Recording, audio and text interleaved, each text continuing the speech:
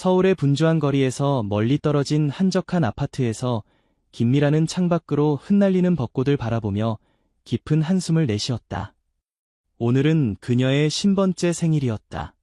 거실벽에 걸린 세계 지도를 바라보며 그녀는 자신이 지금까지 방문했던 모든 나라들을 떠올렸다. 20여 개국을 여행했지만 아직도 그녀의 마음속에는 채워지지 않은 빈 공간이 있었다. 미라는 한국에서 성공한 여행 블로거로 자신의 블로그 미란의 세계 일주는 수많은 팔로워를 보유하고 있었다. 하지만 직업적 성공에도 불구하고 그녀의 개인 생활은 공허했다. 10년 전 이혼 후 그녀는 자신을 여행과 일에 완전히 몰두시켰다. 이제 딸 지연은 미국에서 자신의 삶을 살고 있었고 미라는 혼자였다. 그녀의 핸드폰이 울렸다. 화면에 정혜원이라는 이름이 떠올랐다. 혜원은 대학 시절부터의 친구로 지금은 국제 NGO에서 일하고 있었다. 미란아, 생일 축하해. 어떻게 지내? 고마워, 혜원아. 뭐, 늘 그렇지. 오늘도 집에서 혼자 보내고 있어. 혜원의 목소리에서 걱정이 느껴졌다. 아직도 새로운 여행을 계획하고 있니? 응, 사실 내일 인도 남부로 떠날 예정이야. 타밀나두 지역의 작은 마을을 방문할 거야. 나야족이라는 부족에 대한 다큐멘터리를 찍으려고. 나야족. 처음 들어보는데 어떤 부족이야? 미라는 잠시 침묵했다가 대답했다. 사실 나도 많이 알지는 못해. 인도 정부의 공식 통계에도 거의 나오지 않는 소수 부족이야. 그들만의 독특한 문화와 전통이 있다고 해서 관심이 생겼어. 혼자 가는 거야. 위험하지 않을까? 걱정 마. 현지 가이드를 고용했고 마을 족장의 허가도 받았어. 몇 주 동안 그들과 함께 지내면서 그들의 생활 방식을 배우고 싶어. 혜원은 한숨을 쉬었다. 항상 그렇게 모험을 찾아다니는구나. 하지만 조심해야 해, 미란아. 특히 요즘 같은 시기에는. 통화를 마친 후 미라는 여행 가방을 정리하기 시작했다. 카메라 장비, 노트북, 의약품, 그리고 간단한 옷가지들. 그녀는 항상 가볍게 여행하는 것을 선호했다. 침대 옆 테이블에 놓인 사진 한 장이 그녀의 시선을 사로잡았다. 젊은 시절의 그녀와 전 남편, 그리고 어린 지연이 함께 웃고 있는 모습이었다. 새로운 시작이 필요해. 그녀는 중얼거렸다. 이번 여행이 내게 그걸 가져다 줄지도 모르지.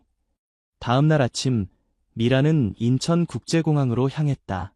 비행기에 탑승하면서 그녀는 이번 여행이 단순한 취재 여행이 아닌 자신의 인생을 바꿀 중요한 전환점이 될 것이라는 이상한 예감을 느꼈다. 비행기가 첸나이 국제공항에 착륙했을 때 미라는 인도의 습한 열기를 즉시 느낄 수 있었다.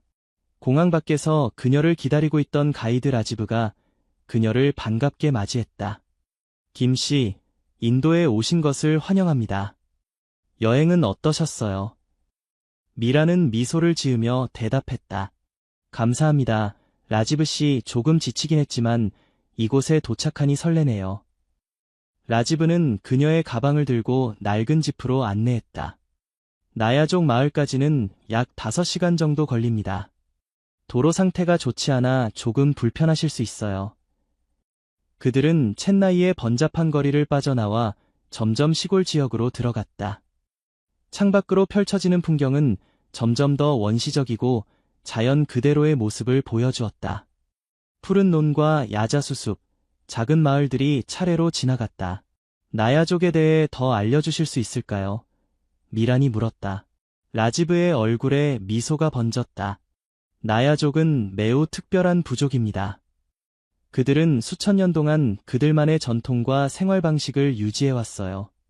현대 문명과의 접촉이 매우 제한적이라 그들은 자신들만의 독특한 문화를 보존하고 있습니다.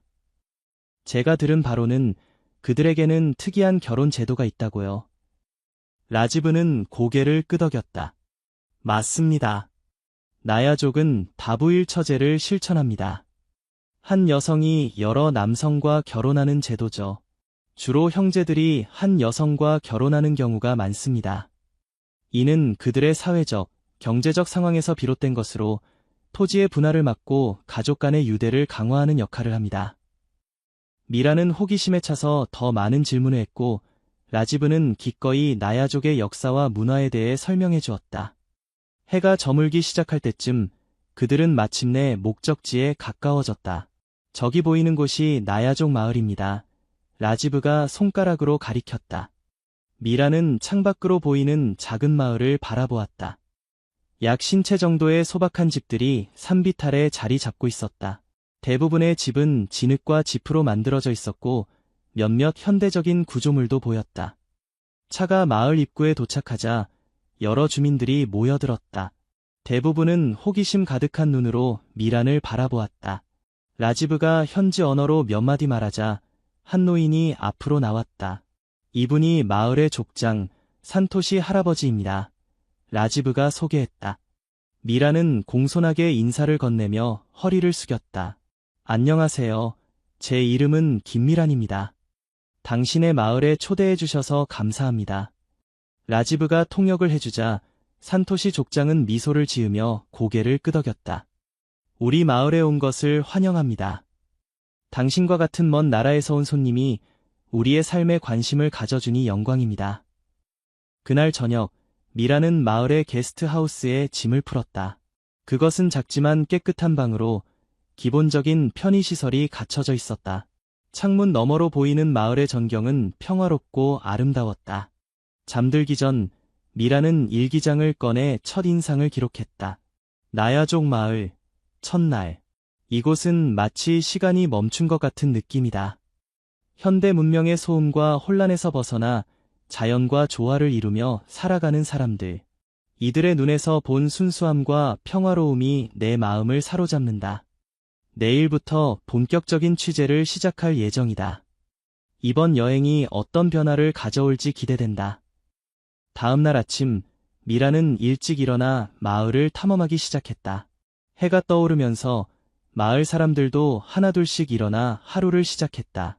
여성들은 물을 길러가고 남성들은 농사일을 위해 들판으로 향했다. 라지브가 그녀에게 마을을 안내했다. 이곳은 마을의 중심 광장입니다.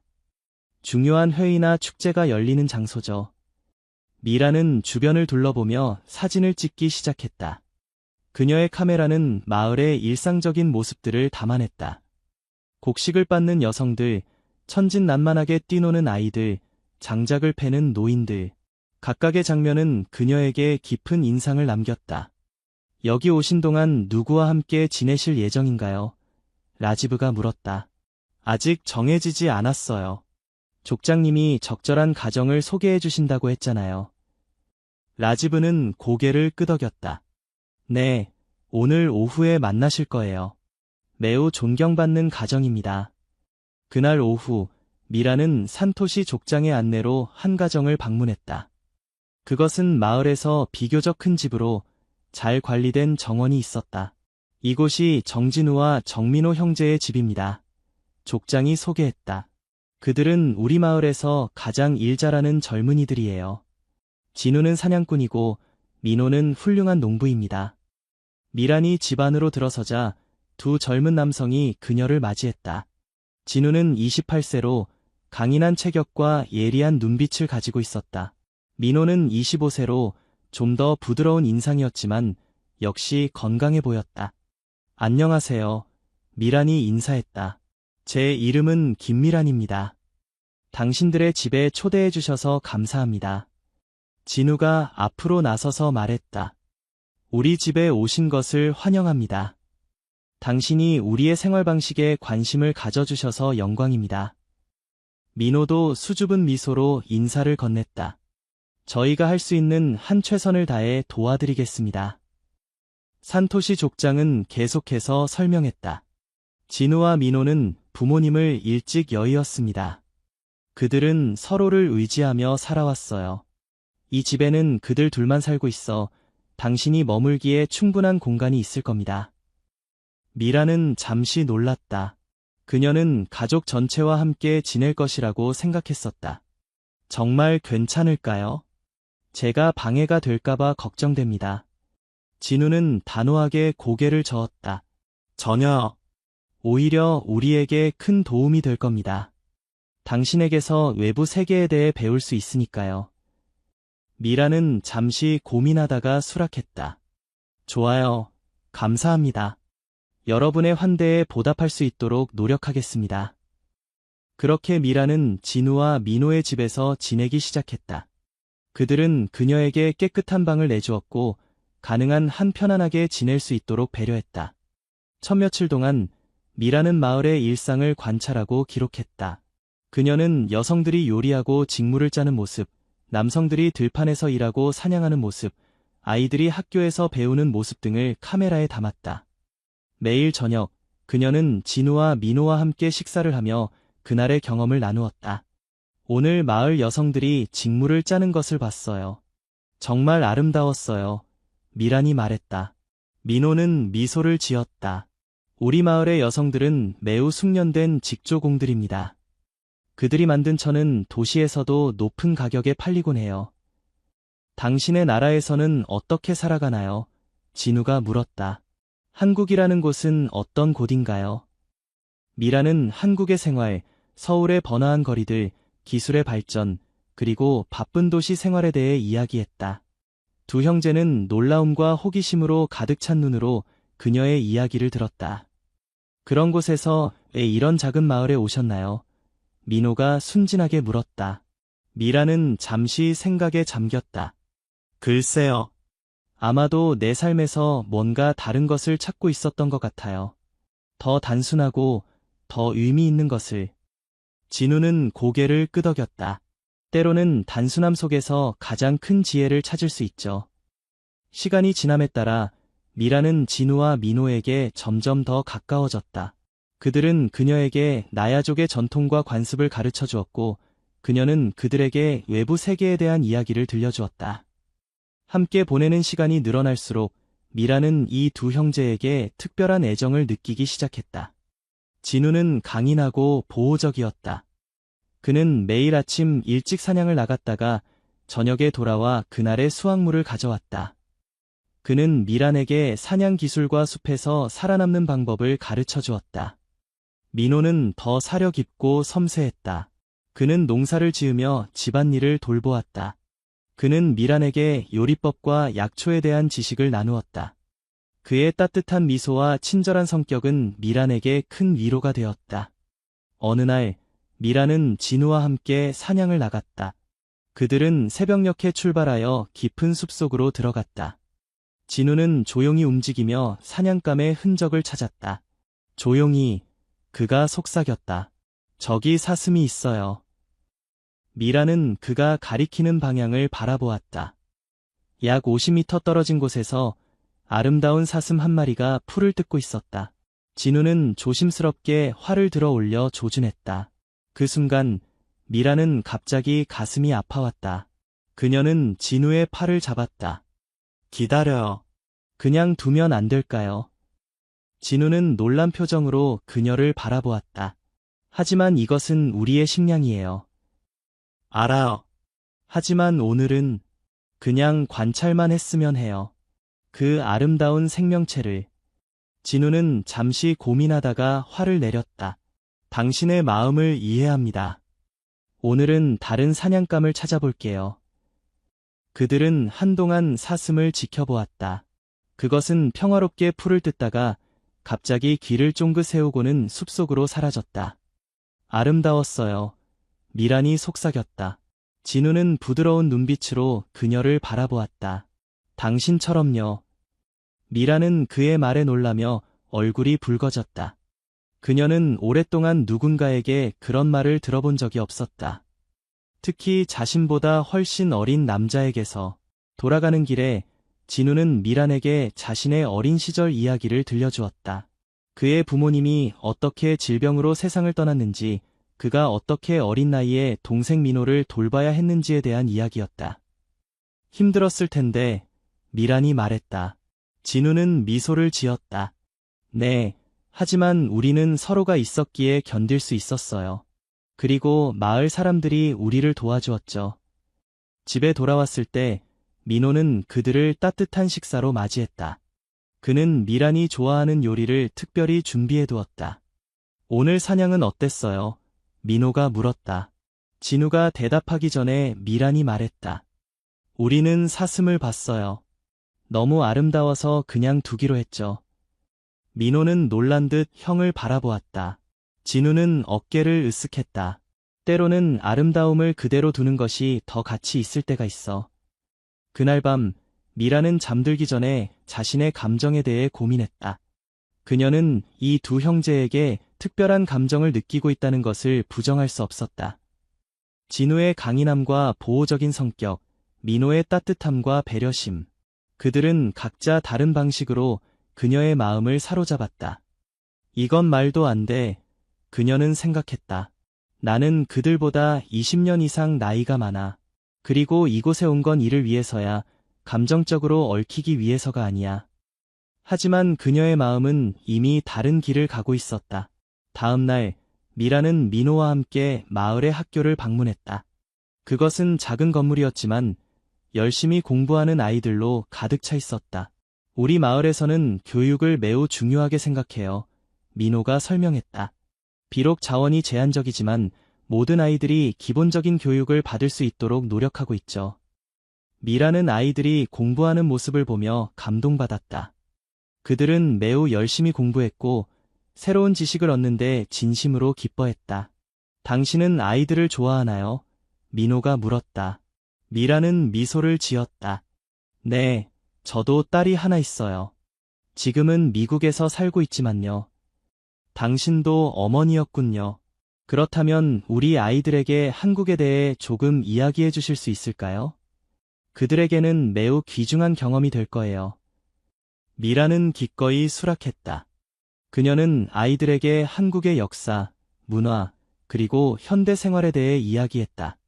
아이들은 호기심 가득한 눈으로 그녀의 이야기를 들었고 수많은 질문을 던졌다. 수업이 끝난 후 한 어린 소녀가 미란에게 다가와 손을 내밀었다. 이것은 당신을 위한 선물이에요. 그것은 소녀가 직접 그린 그림이었다. 미란과 아이들이 함께 있는 모습을 그린 것이었다. 정말 고마워. 미란이 감동하여 말했다. 정말 아름다운 그림이구나. 돌아가는 길에 민호는 미란에게 말했다. 당신은 아이들과 정말 잘 지내시네요. 당신이 우리 마을에 오신 것은 축복입니다.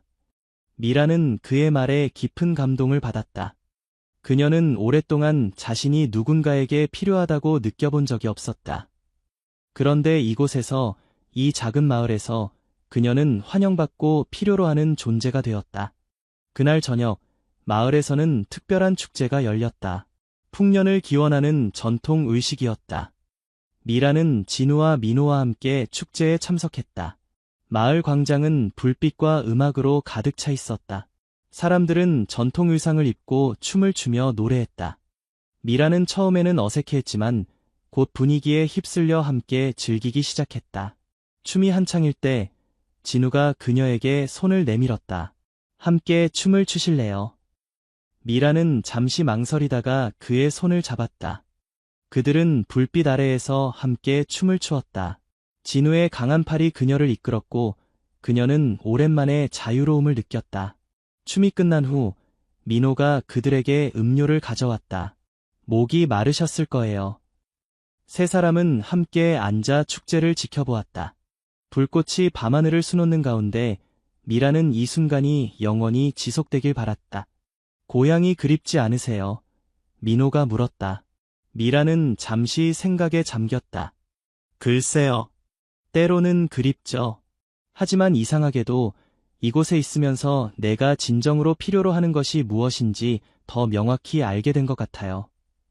도시의 삶은 너무 복잡하고 빠르게 흘러갔어요.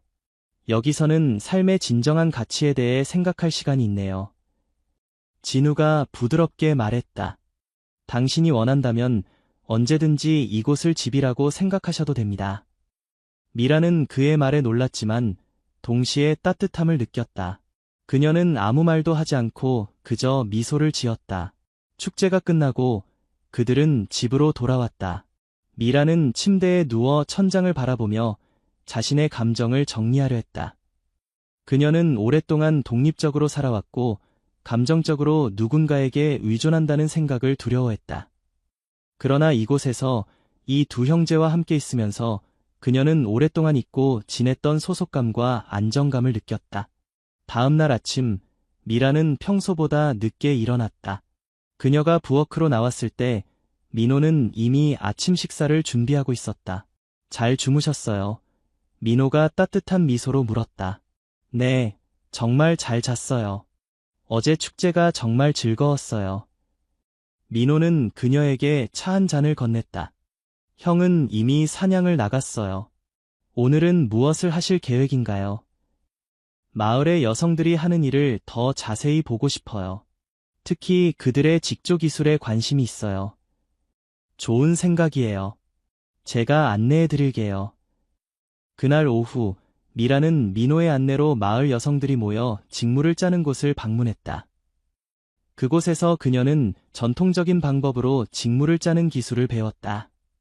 여성들은 그녀를 환영했고 기꺼이 자신들의 지식을 나누었다.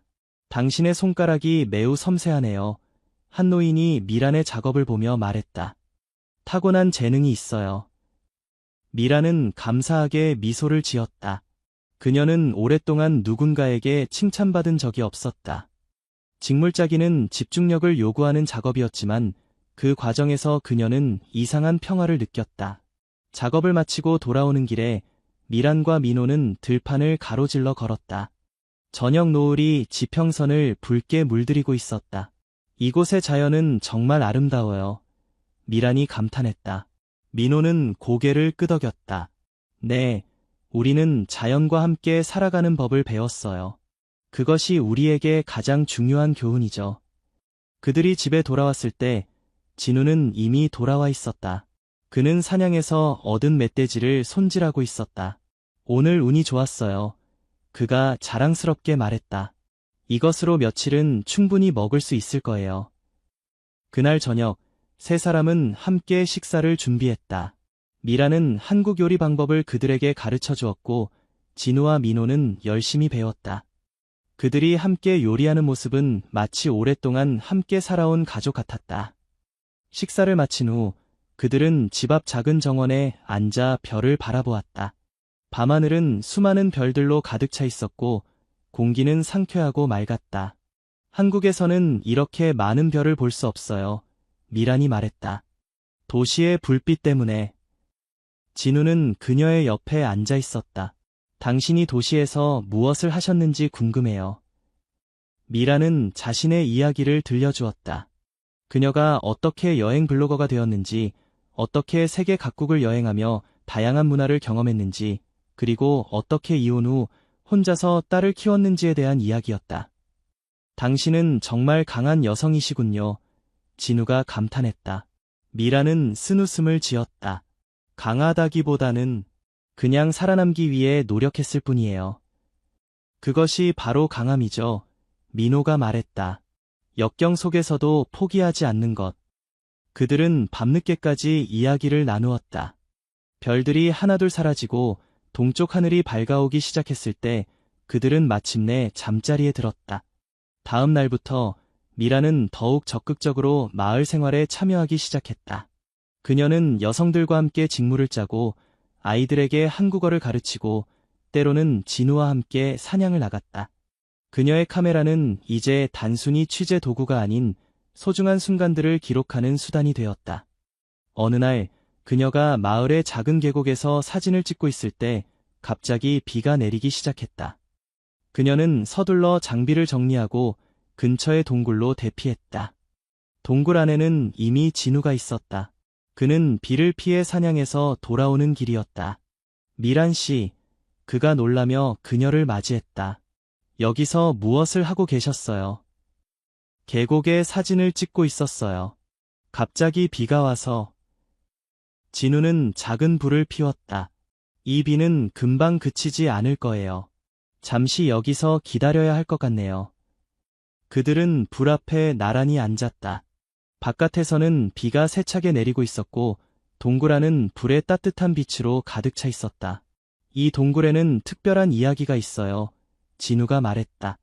우리 부족의 전설에 따르면 오래전 이 동굴에서 첫 번째 나야족 부부가 비를 피했다고 해요. 그들이 이곳에서 서로에 대한 사랑을 확인하고 그 후 우리 부족이 시작되었다고 합니다. 미라는 흥미롭게 들었다.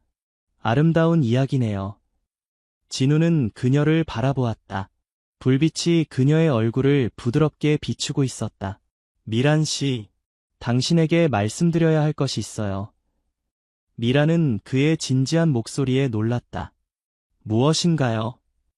제가 당신에게 특별한 감정을 느끼고 있어요.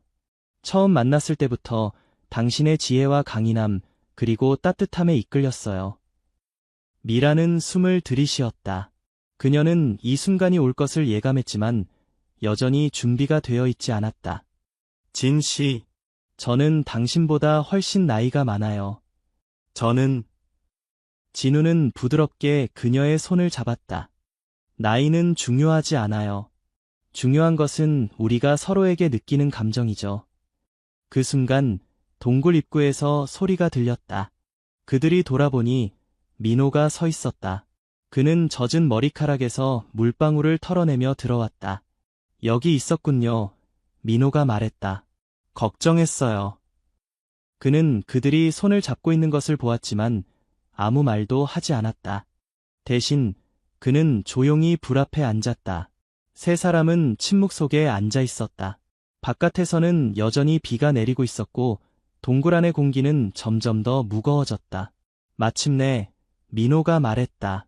형, 미란 씨에게 우리의 계획을 말했나요? 진우는 고개를 저었다. 아직. 미란은 혼란스러워하며 물었다. 무슨 계획인가요? 민호와 진우는 서로를 바라보았다. 그들 사이에 일종의 침묵의 대화가 오갔다. 마침내 진우가 깊은 숨을 들이쉬고 말했다. 미란 씨, 민호와 저는 당신에게 우리의 아내가 되어달라고 청하고 싶어요. 미라는 충격으로 말을 잃었다. 그녀는 그들의 말을 제대로 이해했는지 확신할 수 없었다. 제가 두 분의 아내라고요. 민호가 고개를 끄덕였다. 우리 부족에서는 형제들이 한 여성과 결혼하는 경우가 많아요. 이는 우리의 전통이고 우리 모두에게 좋은 방법이죠. 미라는 혼란스러웠다. 그녀는 나야족의 다부일 처제에 대해 들어보았지만 자신이 그런 관계의 일부가 될 것이라고는 결코 생각해 본 적이 없었다. 이건 너무 갑작스러워요. 저는 생각할 시간이 필요해요. 진우는 이해한다는 듯이 고개를 끄덕였다. 물론이죠. 우리는 당신의 결정을 존중합니다. 하지만 우리의 마음은 진심이에요. 비가 그치고 그들은 동굴을 나와 집으로 돌아왔다.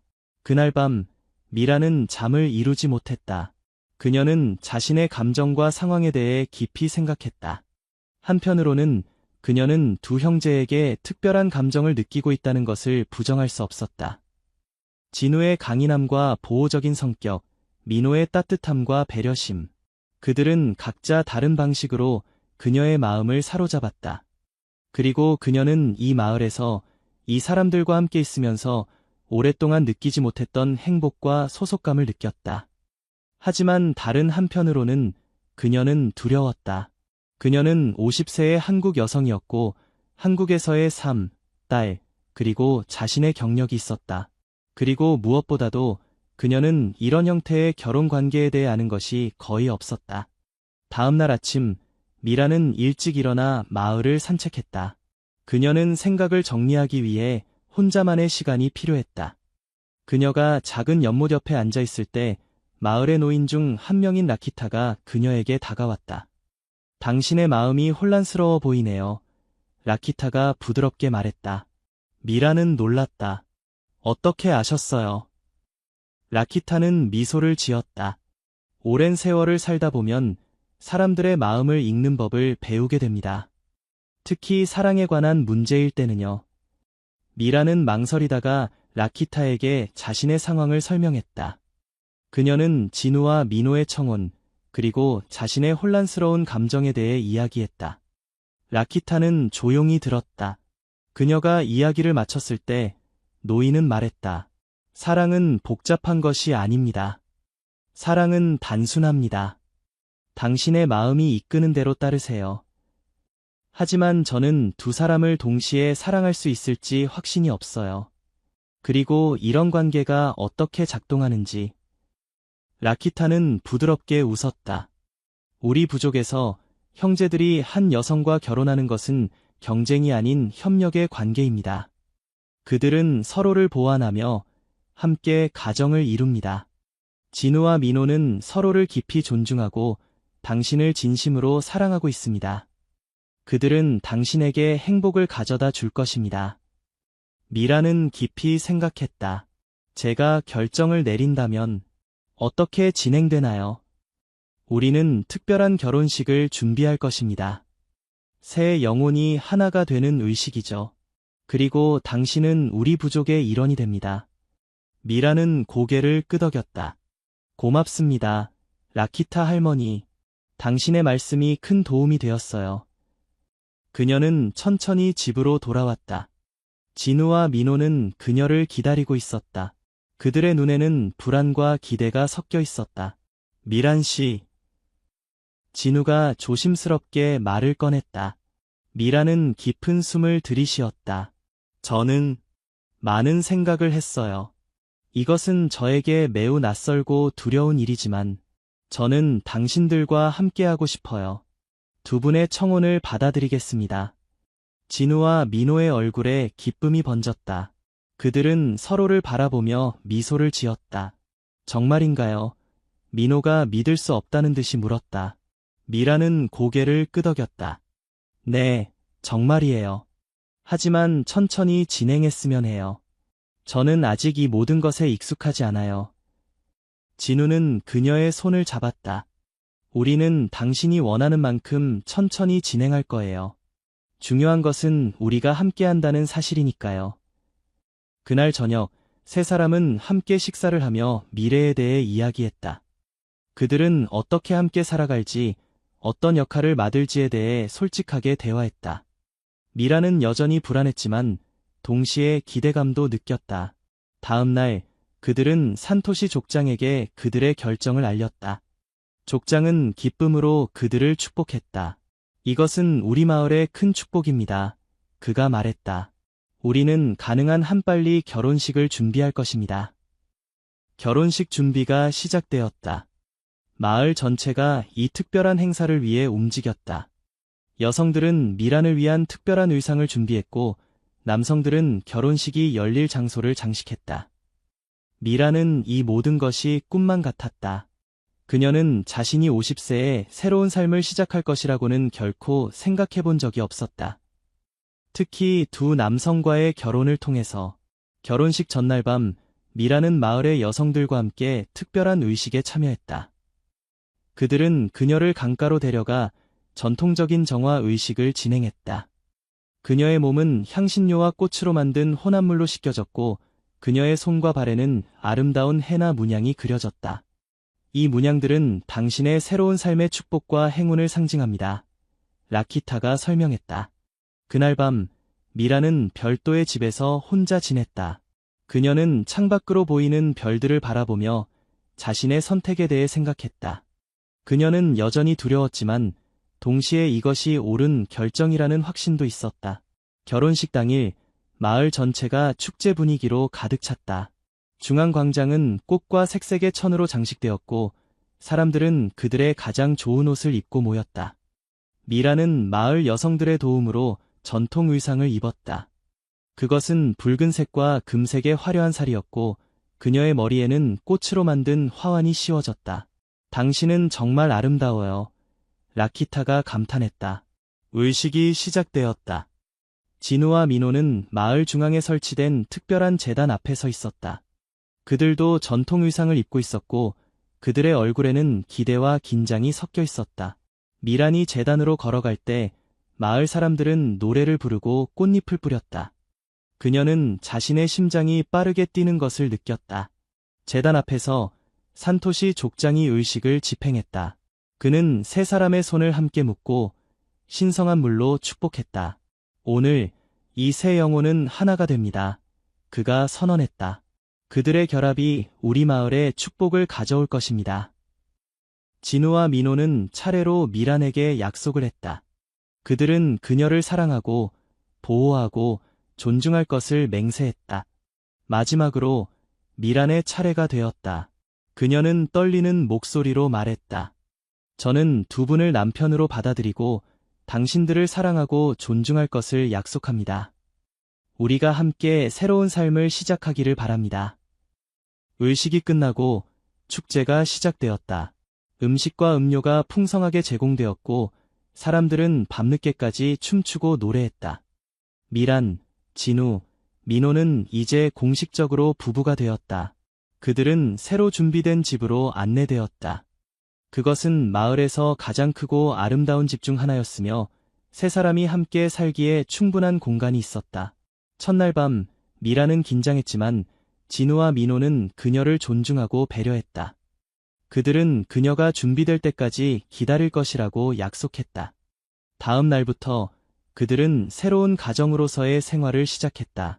진우는 계속해서 사냥과 물고기 잡이를 통해 식량을 제공했고 민호는 농사와 집안일을 담당했다. 미라는 자신의 지식과 기술을 활용해 마을 학교에서 가르치기 시작했다. 그들의 관계는 점차 깊어졌다. 처음에는 어색했지만 시간이 지남에 따라 그들은 서로를 더 잘 이해하고 존중하게 되었다. 미라는 두 남편의 다른 성격과 장점을 사랑하게 되었고 그들도 그녀의 지혜와 강인함을 존경했다. 몇 주 후 미라는 자신의 상황을 한국의 친구 혜원에게 알리기로 결심했다. 그녀는 편지를 썼다. 혜원아, 나의 오랜 친구에게. 내가 나를 어떻게 생각할지 모르겠지만 나는 지금 인생에서 가장 행복한 시간을 보내고 있어. 나는 나야족 마을에서 새로운 삶을 시작했어. 그리고 놀랍게도 나는 결혼했어. 아니, 더 놀라운 것은 나는 2명의 남자와 결혼했다는 거야. 이것은 나야족의 전통이고 처음에는 나도 이해하기 어려웠어. 하지만 지금은 이것이 얼마나 아름다운 관계인지 알게 되었어. 진우와 민호는 나를 진심으로 사랑하고 존중해. 그들과 함께 나는 오랫동안 찾아왔던 평화와 행복을 찾았어. 물론 이것은 한국에서는 이해받기 어려운 선택일 거야. 하지만 나는 50년 동안 다른 사람들의 기대에 맞춰 살았어. 이제는 내 마음이 원하는 대로 살고 싶어. 곧 지연이에게도 알릴 예정이야. 그녀가 이해해주길 바라지만 그렇지 않더라도 괜찮아. 이것은 내 선택이고 나는 이 선택에 책임을 질 거야. 언젠가 내가 우리를 방문할 수 있길 바라. 이 아름다운 마을과 내 새로운 가족을 소개하고 싶어. 사랑을 담아, 미란. 편지를 보낸 후 미란은 마음이 가벼워졌다. 그녀는 자신의 선택에 대한 확신이 더욱 강해졌다. 그녀의 새로운 생활은 매일 새로운 도전과 기쁨을 가져왔다. 그녀는 마을 아이들에게 한국어와 세계 역사를 가르쳤고 여성들에게는 새로운 직조 기술을 소개했다. 그녀의 지식과 경험은 마을 전체에 큰 도움이 되었다. 몇 달이 지난 어느 날 아침, 미라는 갑자기 심한 메스꺼움을 느꼈다. 그녀는 처음에는 음식 때문이라고 생각했지만 이 증상이 며칠 동안 계속되자 의아해졌다. 괜찮으세요? 민호가 걱정스럽게 물었다. 미라는 작은 미소를 지었다. 괜찮아요. 그냥 약간 피곤한 것 같아요. 하지만 그녀의 상태는 나아지지 않았다. 오히려 점점 더 심해졌다. 그녀는 특정 음식의 냄새에 더 민감해졌고 평소보다 더 많이 피곤해졌다. 어느 날 라키타가 그녀를 방문했을 때 노인은 미란의 얼굴을 자세히 살펴보고는 미소를 지었다. 당신은 새 생명을 품고 있군요. 라키타가 말했다. 미란은 충격을 받았다. 그게 무슨 말씀이세요? 저는 50세예요. 이미 폐경기. 라키타는 부드럽게 그녀의 손을 잡았다. 우리 마을에서는 이런 일이 가끔 일어납니다. 새로운 시작, 새로운 사랑이 때로는 기적을 가져오죠. 미라는 믿을 수 없었다. 그녀는 이미 딸 지연을 낳은 후 더 이상 아이를 가질 수 없다고 생각했었다. 그러나 라키타의 말에는 확신이 담겨 있었다. 그날 저녁, 미라는 진우와 민호에게 라키타의 말을 전했다. 두 남자는 처음에는 놀랐지만 곧 기쁨으로 가득 찼다. 정말인가요? 진우가 흥분해서 물었다. 미라는 어깨를 으쓱했다. 저도 확신할 수 없어요. 하지만 라키타 할머니는 그렇게 말씀하셨어요. 민호는 조심스럽게 그녀의 배에 손을 올렸다. 여기에 우리 아이가 있다니 정말 기적이네요. 그들은 마을의 의사에게 가서 확인을 받기로 했다. 의사는 미란을 자세히 검사한 후 라키타의 말을 확인했다. 맞습니다. 당신은 임신하셨어요. 약 2개월 정도 되었네요. 미란은 눈물을 흘렸다. 그녀는 기쁨과 두려움, 놀라움이 섞인 복잡한 감정을 느꼈다. 50세의 임신이라니 이것은 거의 기적과 같았다. 그리고 그녀는 이 기적이 자신의 새로운 삶, 새로운 사랑에서 비롯되었다는 것을 알았다. 소식은 빠르게 마을 전체에 퍼졌다. 모든 사람들이 미란과 그녀의 남편들에게 축하를 전했다. 이것은 마을 전체의 큰 축복으로 여겨졌다. 이 아이는 특별한 운명을 가질 것입니다. 산토시 족장이 선언했다. 새 문화의 피를 이어받은 아이. 그는 우리 마을에 새로운 희망을 가져올 것입니다. 임신 기간 동안 미라는 특별한 보살핌을 받았다. 진우와 민호는 그녀의 모든 필요를 충족시키기 위해 최선을 다했고, 마을 여성들은 그녀에게 임신과 출산에 관한 전통 지식을 전수했다. 미라는 자신의 나이 때문에 걱정했지만 라키타는 그녀를 안심시켰다. 당신의 몸은 강하고 당신의 영혼은 더 강합니다. 이 아이는 건강하게 태어날 것입니다. 그녀의 배가 불러오면서 미라는 점점 더 자신의 상태를 받아들이고 기뻐하게 되었다. 그녀는 종종 배를 쓰다듬으며 아이에게 한국어로 말을 걸었다.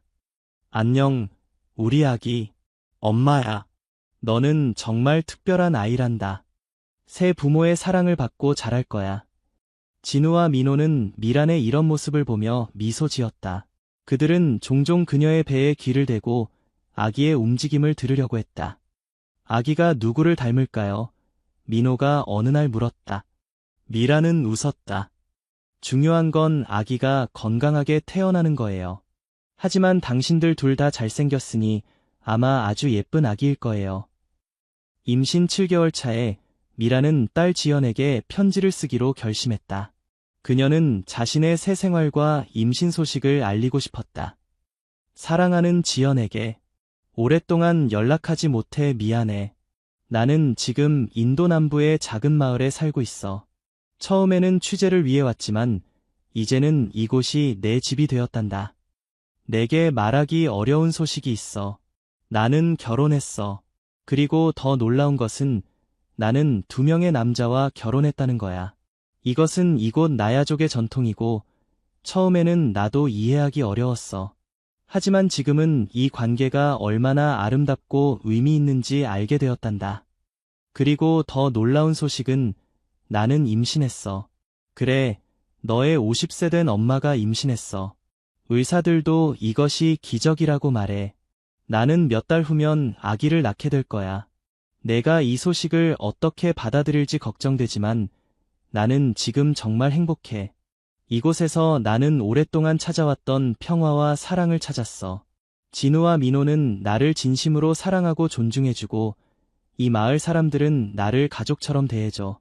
언젠가 내가 우리를 방문할 수 있길 바라. 너의 새 동생과 내 새로운 가족을 만나게 해주고 싶어. 항상 너를 사랑하는 엄마가. 편지를 보낸 후 미라는 지연의 반응이 걱정되었지만 동시에 마음이 가벼워졌다. 그녀는 자신의 삶의 선택에 대해 솔직해질 필요가 있었고 이제 그 짐을 내려놓았다. 임신 9개월 차에 접어들면서 마을 전체가 출산을 준비하기 시작했다. 여성들은 아기를 위한 옷과 담요를 만들었고 남성들은 특별한 요람을 만들었다. 미란의 출산은 예상보다 일찍 시작되었다. 어느 날 밤 그녀는 갑작스러운 진통을 느꼈다. 아기가 오고 있어요. 그녀가 진우와 민호에게 말했다. 두 남자는 즉시 마을의 조산사를 불렀다. 라키타와 다른 여성들도 와서 도왔다. 출산은 길고 힘든 과정이었지만 미라는 강인하게 견뎠다. 마침내 새벽이 밝아올 무렵 작은 울음소리가 집안을 가득 채웠다. 미라는 땀에 젖은 얼굴로 환하게 웃었다. 여자아이입니다. 조산사가 발표했다. 아주 건강한 여자아이예요. 아기는 미란의 품에 안겼다. 그녀는 작고 붉은 얼굴, 검은 머리카락, 그리고 강한 울음소리를 가진 완벽한 아기였다. 그녀는 아름다워요. 진우가 감동한 목소리로 말했다. 민호는 너무 감동해서 말을 잇지 못했고 그저 눈물을 흘릴 뿐이었다. 이름을 뭐라고 지을까요? 미란이 물었다. 세 사람은 함께 의논한 끝에 아기의 이름을 나라로 짓기로 했다. 그것은 한국어로 나라를 의미하는 동시에 나야족의 언어로 빛을 의미했다. 나라의 탄생은 마을 전체의 축제의 이유가 되었다. 사람들은 모여 춤추고 노래하며 새로운 생명의 탄생을 축하했다. 미라는 모성의 기쁨과 도전을 다시 한번 경험하고 있었다. 그녀는 20대의 지연을 키울 때와는 다른 방식으로 모성을 느꼈다. 그때는 젊음과 불안, 그리고 혼자서 아이를 키워야 한다는 부담이 있었다. 하지만 이번에는 나이가 주는 지혜와 두 남편의 전폭적인 지지가 있었다. 진우와 민호는 놀라울 정도로 헌신적인 아버지였다. 그들은 번갈아가며 아기를 돌보고 미란이 충분히 쉴 수 있도록 도왔다. 밤에 아기가 울면 그들은 미란보다 먼저 일어나 아기를 달랬다. 당신은 충분히 휴식을 취해야 해요. 진우가 말했다. 우리가 나라를 돌볼게요. 미란은 이런 모습을 보며 감사함을 느꼈다. 그녀는 이전의 삶에서는 결코 경험하지 못했던 종류의 지지와 사랑을 받고 있었다. 나라가 몇 주 되었을 때 미라는 한국으로부터 답장을 받았다. 그것은 지연으로부터 온 것이었다. 사랑하는 엄마에게. 엄마의 편지를 받고 처음에는 정말 놀랐어요. 엄마가 그런 선택을 했다는 것이 이해하기 어려웠어요. 하지만 시간이 지나면서 나는 엄마의 행복이 가장 중요하다는 것을 깨달았어요. 엄마가 새로운 삶에서 행복하다면 나도 기뻐요. 그리고 내게 동생이 생겼다니 정말 놀랍고 기뻐요. 나는 언젠가 엄마와 나의 새로운 가족을 만나고 싶어요. 곧 방학이 시작되면 인도로 여행할 계획을 세우고 있어요. 엄마와 나라, 그리고 엄마의 남편들을 만나고 싶어요. 항상 엄마를 사랑하는 지연. 미라는 편지를 읽고 눈물을 흘렸다. 그녀는 딸의 이해와 수용에 감사했다. 이제 그녀의 두 세계가 조금씩 연결되기 시작했다. 나라가 자라면서 그녀는 마을 사람들의 사랑을 한몸에 받았다. 그녀는 한국의 문화와 나야족의 전통 두 가지 모두를 배우며 자랐다. 미라는 그녀에게 한국어를 가르쳤고 진우와 민호는 그녀에게 부족의 전통과 기술을 가르쳤다. 나라가 6개월이 되었을 때 미라는 마을을 위한 특별한 프로젝트를 시작했다. 그녀는 자신의 블로그와 연결망을 통해 기금을 모으기 시작했다. 그녀의 목표는 마을에 깨끗한 물 공급 시스템과 더 나은 교육시설을 제공하는 것이었다. 이 마을은 나에게 너무 많은 것을 주었어요. 그녀가 진우와 민호에게 설명했다. 이제 제가 뭔가 돌려줄 차례예요. 그녀의 블로그 독자들과 한국의 친구들은 그녀의 이야기에 감동받아 관대하게 기부했다. 몇 개월 안에 그녀는 상당한 금액을 모을 수 있었다. 그 돈으로 그들은 마을에 정수 시스템을 설치하고 학교를 확장했다. 또한 여성들을 위한 직업훈련센터도 만들었다. 이러한 변화는 마을 전체의 삶의 질을 크게 향상시켰다. 산토시 족장은 미란의 노력에 깊이 감사했다. 당신은 우리 마을의 큰 축복입니다. 그가 말했다. 당신의 오심은 우리 모두에게 새로운 희망을 가져다 주었습니다. 나라가 1살이 되었을 때 그들은 특별한 생일 파티를 열었다. 그날 뜻밖의 손님이 도착했다. 그것은 바로 지연이었다. 지연아, 미란이 딸을 보고 소리쳤다. 모녀는 뜨겁게 포옹했다. 그들은 오랫동안 떨어져 있었지만 그 사이의 사랑은 변함이 없었다. 지연은 나라를 보고 즉시 사랑에 빠졌다. 그녀는 정말 예뻐요. 엄마, 내 동생이라니 아직도 믿기지 않아요. 그녀는 또한 진우와 민호를 만났다. 처음에는 약간 어색했지만 곧 그들은 편안한 대화를 나누기 시작했다. 엄마를 정말 행복하게 해주셔서 감사합니다. 지연이 그들에게 말했다. 오랜만에 엄마가 이렇게 행복한 모습을 보니 저도 기뻐요. 지연은 2주 동안 그들과 함께 지냈다. 그 시간 동안 그녀는 마을 생활을 경험하고 나야족의 문화를 배웠다. 그녀는 특히 나라와 많은 시간을 보냈다. 나는 곧 다시 올게요. 그녀가 떠나기 전에 약속했다. 이제 이곳은 나의 두 번째 고향이니까요. 시간이 흐르면서 미란과 그녀의 가족은 더욱 강한 유대감을 형성했다. 나라는 건강하고 활기차게 자랐고 그녀의 웃음소리는 집안을 행복으로 가득 채웠다. 미란은 가끔 자신의 과거 생활을 떠올렸다. 서울의 분주한 거리, 혼자서 보낸 밤들, 늘 다음 목적지를 찾아 방황하던 날들. 그때의 그녀는 지금의 행복을 상상할 수 없었을 것이다. 후회하지 않으세요? 어느 날 저녁, 진우가 조용히 물었다. 미라는 자신의 남편들과 딸을 바라보며 미소 지었다. 전혀. 이곳에서 나는 진정한 의미의 가정을 찾았어요. 그것은 내가 평생 찾아왔던 것이었어요. 그들의 삶은 완벽하지 않았다. 때로는 문화적 차이로 인한 오해가 있었고, 가끔은 진우와 민호 사이에 작은 갈등이 있었다. 하지만 그들은 항상 대화와 존중을 통해 문제를 해결했다. 미라는 블로그를 통해 자신의 경험을 세계와 공유하기 시작했다.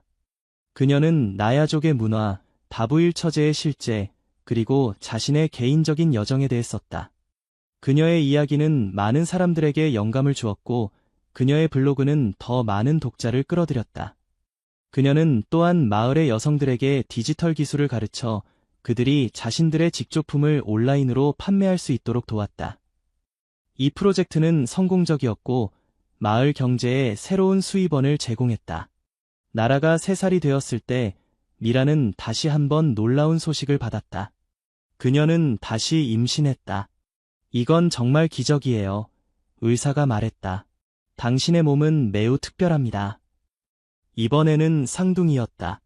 미라는 두려웠지만 동시에 기뻤다. 그녀는 이제 자신의 삶이 어떤 방향으로 흘러가든 그것을 받아들일 준비가 되어 있었다. 이제 우리는 더 큰 가족이 될 거예요. 그녀가 진우와 민호에게 말했다. 쌍둥이의 출산은 순탄치 않았다. 미란의 나이와 쌍둥이 임신의 위험성 때문에 그녀는 도시의 병원으로 이송되어야 했다. 진우와 민호는 그녀의 곁을 지켰고 나라는 마을의 여성들이 돌봤다. 힘든 진통 끝에 미라는 건강한 쌍둥이 남자아이들을 출산했다. 그들은 아이들의 이름을 하늘과 바다로 지었다. 집으로 돌아왔을 때 마을 전체가 그들을 환영했다. 나라는 새로운 동생들에게 즉시 매료되었고 큰 언니로서의 역할을 자랑스럽게 받아들였다. 나라는 동생들을 잘 돌볼 거예요. 그녀가 자랑스럽게 말했다. 미란의 가족은 이제 더욱 완성되었다.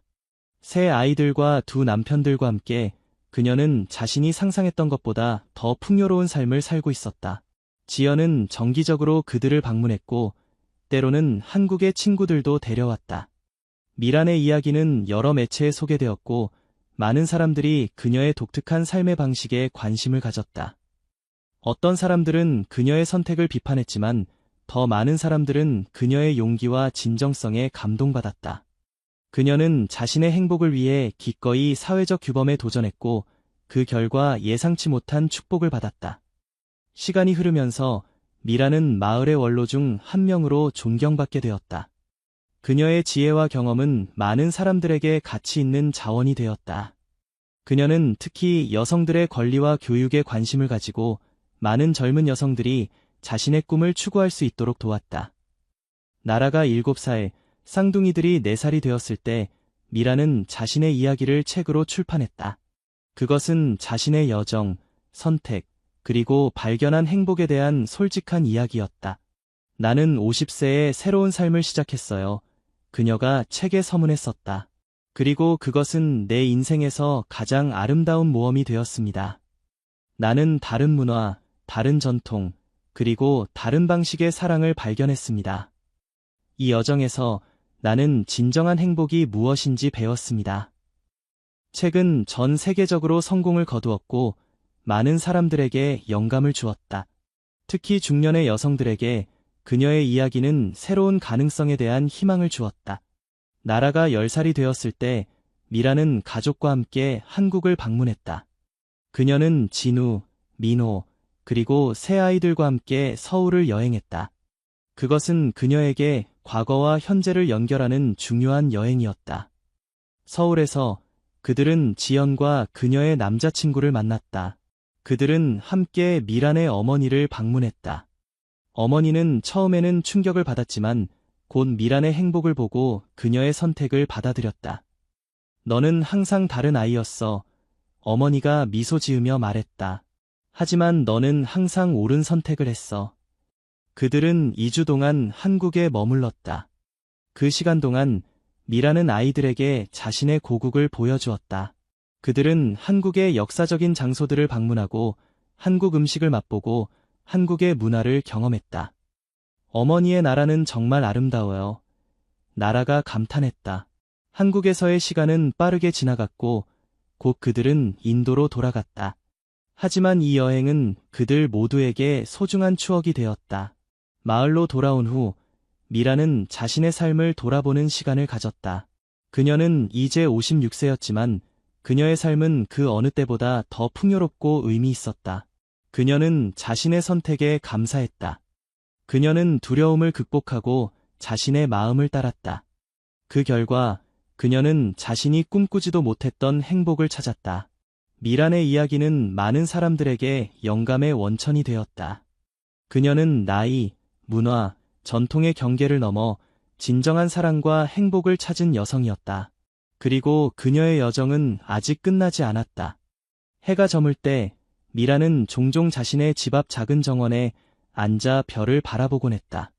그녀는 자신이 걸어온 길, 만난 사람들, 그리고 발견한 사랑에 대해 생각했다. 그리고 그녀는 항상 같은 결론에 도달했다. 인생은 예측할 수 없고 때로는 우리가 가장 예상치 못한 곳에서 가장 큰 행복을 찾을 수 있다. 어느 평화로운 저녁, 미란이 정원에 앉아 있을 때 진우와 민호가 그녀에게 다가왔다. 그들은 그녀의 양쪽에 앉았다. 무슨 생각을 하고 계세요? 민호가 부드럽게 물었다. 미라는 미소를 지었다. 그냥 우리가 함께 걸어온 길에 대해 생각하고 있었어요. 처음 이 마을에 왔을 때 나는 이런 삶을 상상도 못했죠. 진우는 그녀의 손을 잡았다. 우리도 당신 같은 사람을 만날 거라고 상상도 못했어요. 당신은 우리의 삶을 완전히 바꿔놓았어요. 미라는 두 남자를 바라보았다. 그들의 얼굴에는 세월의 흔적이 조금씩 나타나고 있었지만 그들의 눈에 담긴 사랑은 변함이 없었다. 우리 아이들이 자라는 것을 보면 정말 행복해요. 그녀가 말했다. 그들은 두 문화의 아름다움을 모두 배우고 있어요. 나라는 이제 활기찬 청소년이 되어 학교에서 두각을 나타내고 있었고 쌍둥이들은 장난기 가득한 소년들로 성장하고 있었다. 그들은 한국어와 나야족의 언어를 모두 유창하게 구사했고 두 문화의 전통을 존중했다. 그들은 특별한 아이들이에요. 민호가 자랑스럽게 말했다. 그들은 우리의 가장 큰 축복이죠. 그날 밤 미라는 침대에 누워 자신의 삶을 돌아보았다. 그녀는 자신이 내린 용기 있는 결정들, 극복한 두려움, 그리고 찾은 행복에 대해 생각했다. 그녀는 이제 자신의 인생이 진정으로 의미 있는 여정이었다고 느꼈다. 그녀는 자신의 이야기가 다른 사람들에게 영감을 줄 수 있기를 바랐다. 특히 자신의 나이, 문화적 배경 또는 사회적 기대 때문에 진정한 행복을 추구하기를 두려워하는 사람들에게 우리는 항상 새로운 시작을 할 수 있어요. 그녀는 종종 말했다. 중요한 것은 우리의 마음을 열고 낯선 것을 두려워하지 않는 것이죠. 미란의 삶은 계속해서 새로운 모험과 도전으로 가득 찼다. 그녀는 나야족 여성들의 권리 향상을 위한 프로젝트를 이끌었고 마을과 외부 세계 사이의 다리 역할을 했다. 그녀의 가족은 강한 유대감을 유지했다.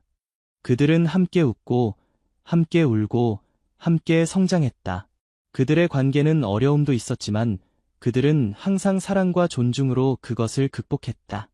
미란이 60세 생일을 맞이했을 때 마을 전체가 그녀를 위한 특별한 축하 행사를 열었다. 사람들은 그녀가 마을에 가져온 변화와 영향에 감사를 표했다. 미란 씨는 우리 모두의 어머니이자 선생님입니다. 산토시 족장이 선언했다. 그녀는 우리에게 다른 방식으로 세상을 바라보는 법을 가르쳐 주었고, 우리의 삶을 더 나은 방향으로 바꾸어 주었습니다. 축하 행사 중 지연과 그녀의 남편, 그리고 그들의 어린 아들이 깜짝 방문했다. 미라는 이제 할머니가 되었고, 그녀의 가족은 계속해서 성장하고 있었다. 엄마, 지연이 감동된 목소리로 말했다. 엄마가 그날 용기를 내어 이 마을에 온 것이 얼마나 다행인지 몰라요. 엄마는 저에게 진정한 행복을 찾기 위해 때로는 모험을 감수해야 한다는 것을 가르쳐 주셨어요. 미라는 딸을 꼭 안았다. 내가 이해해줘서 고마워, 지연아. 너의 지지가 내게는 정말 중요했어. 그날 밤, 미라는 자신의 남편들과 함께 별이 빛나는 하늘 아래 앉아 있었다. 그들은 조용히 서로의 존재를 즐기며 함께한 시간과 앞으로 함께할 시간에 감사했다. 우리는 정말 운이 좋은 사람들이에요. 미란이 말했다. 우리는 서로를 찾았고 함께 아름다운 가정을 이루었어요. 진우와 민호는 고개를 끄덕였다. 그들의 눈에는 깊은 애정과 감사가 담겨 있었다. 이것이 사랑이지요. 민호가 부드럽게 말했다. 서로 다른 새 영혼이 하나가 되어 더 강하고 더 아름다운 무언가를 창조하는 것. 미라는 비록 자신의 선택이 많은 사람들에게는 이해하기 어려울 수 있다는 것을 알았지만, 그녀는 자신이 진정한 행복과 사랑을 찾았다는 것에 의심의 여지가 없었다. 그리고 그것이 가장 중요한 것이었다. 세월이 흐르면서 미란의 이야기는 전설이 되었다. 마을 사람들은 먼 나라에서 온 용감한 여성, 그리고 그녀가 어떻게 그들의 삶에 변화를 가져왔는지에 대해 이야기했다. 젊은 세대들은 그녀의 용기와 개방성을 배우며 자랐다. 나라와 쌍둥이들은 성장하여 자신만의 길을 걷기 시작했다. 나라는 어머니처럼 세계를 여행하며 다른 문화를 배우기를 원했고, 쌍둥이들은 마을에 남아 전통을 지키고자 했다. 미란은 그들 모두를 자랑스럽게 지지했다. 미란의 삶은 결코 평범하지 않았다. 그녀는 50세에 인생의 새로운 장을 열었고, 그 결과 예상치 못한 축복과 행복을 발견했다. 그녀의 이야기는 나이, 문화, 전통의 경계를 넘어 진정한 사랑과 자아를 찾기 위한 여정에 관한 것이었다. 그리고 그녀는 항상 이렇게 말했다. 가장 아름다운 여행은 우리가 예상치 못한 곳으로 이끄는 여행이다. 그리고 진정한 행복은 그 여행에서 우리가 발견하는 것에 있다.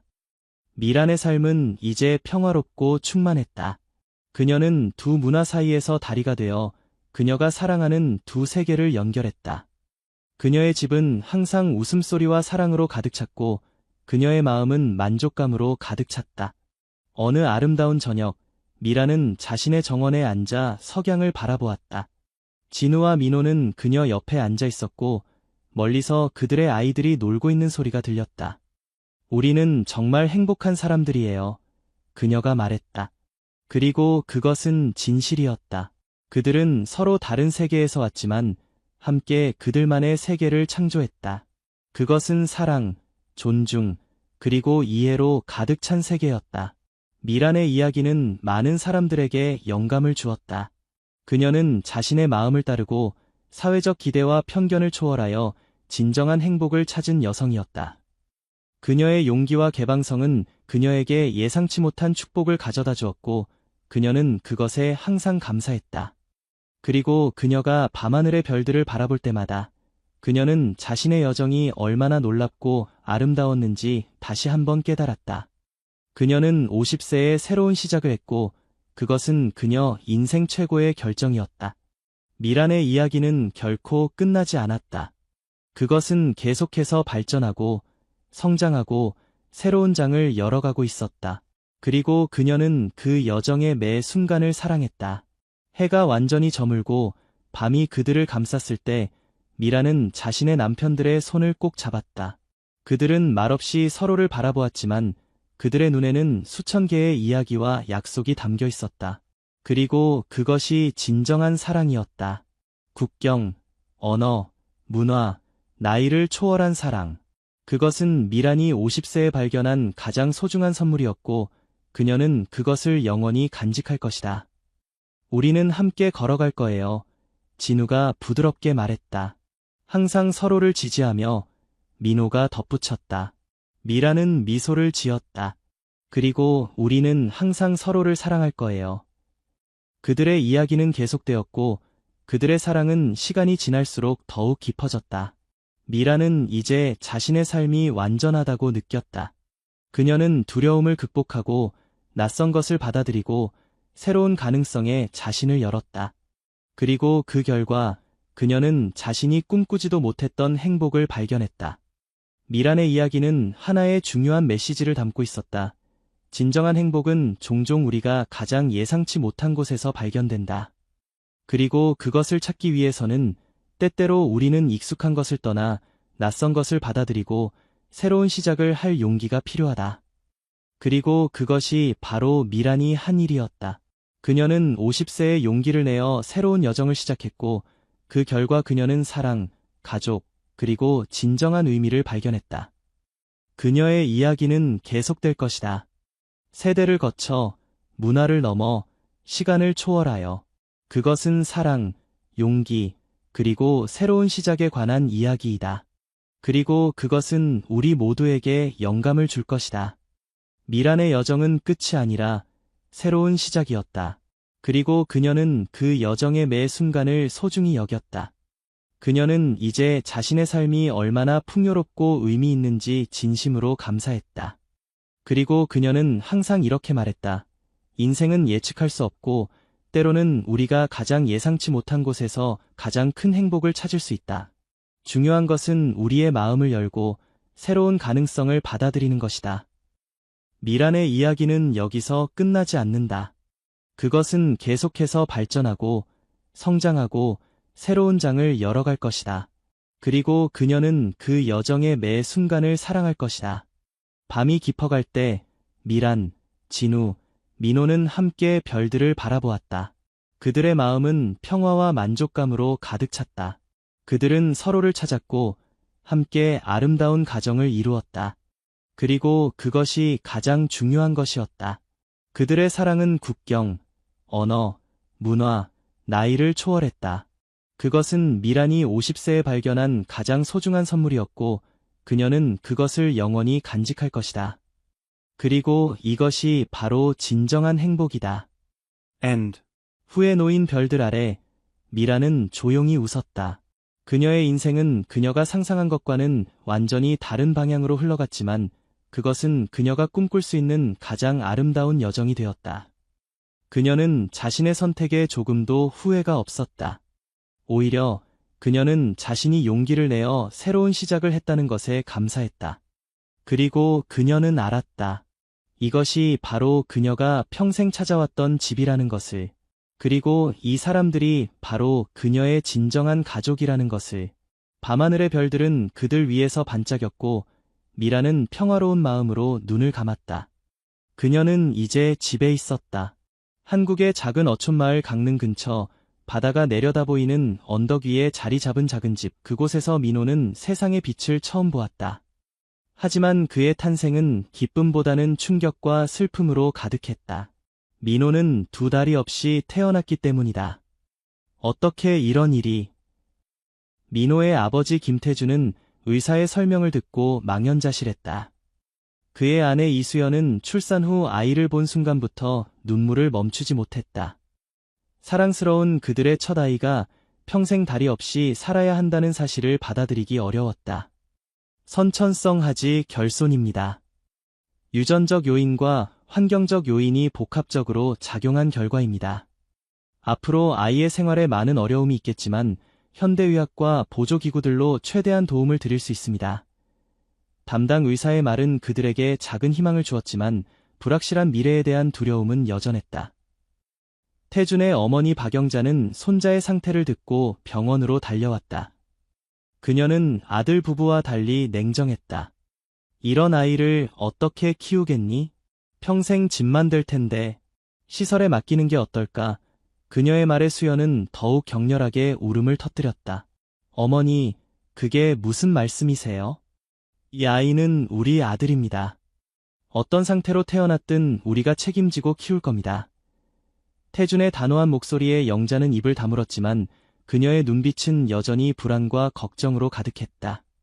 민호가 집에 돌아온 첫날, 부부는 서로를 격려하며 앞으로의 여정을 준비했다.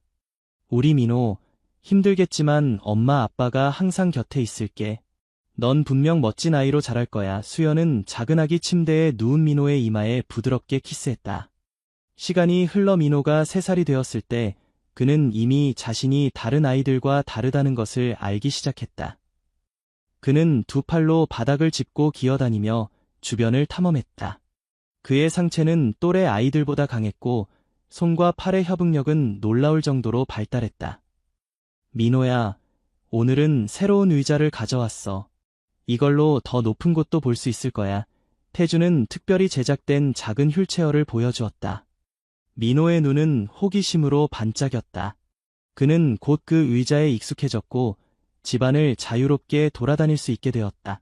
하지만 집 밖의 세상은 그리 친절하지 않았다. 민호가 처음 유치원에 가던 날, 다른 아이들의 시선과 질문에 그는 당황했다. 너는 왜 다리가 없어?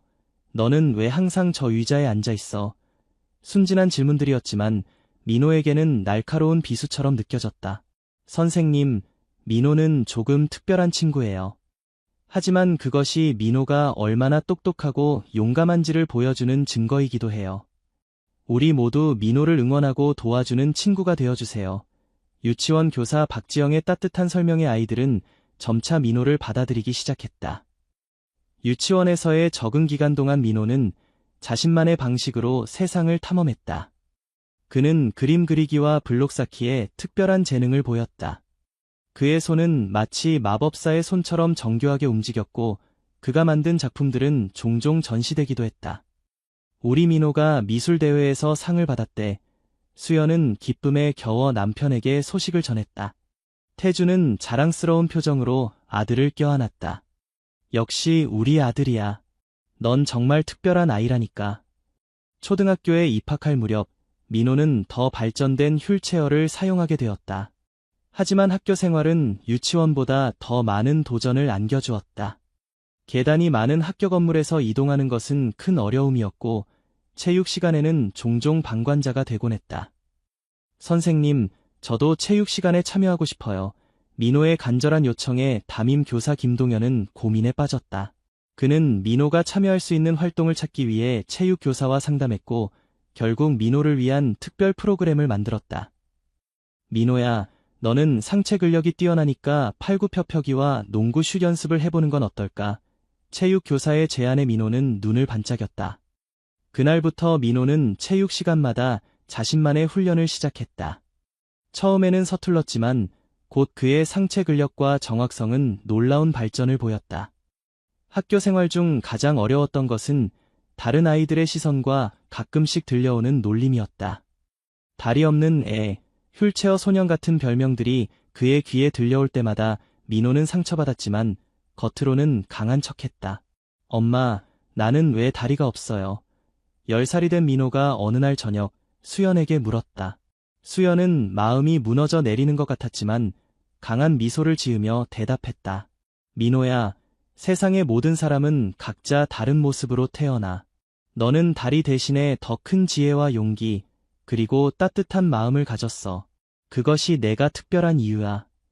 민호의 삶은 계속해서 도전의 연속이었다. 청소년기에 접어들면서 그는 자신의 한계에 더 많이 부딪혔다.